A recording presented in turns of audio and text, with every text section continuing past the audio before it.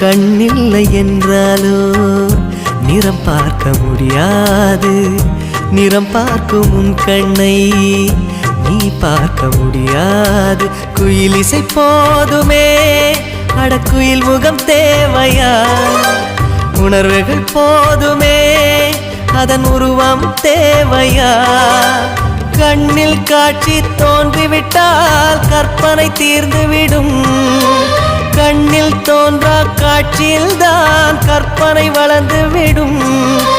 பாடல் போல தேடல் கூட ஒரு சுகமே. இசை பாடி வரும் இளம் காற்றுக்கு உருவமில்லை. காற்றலை இல்லை என்றால் ஒரு பாட்டொலி கேட்பதில்லை.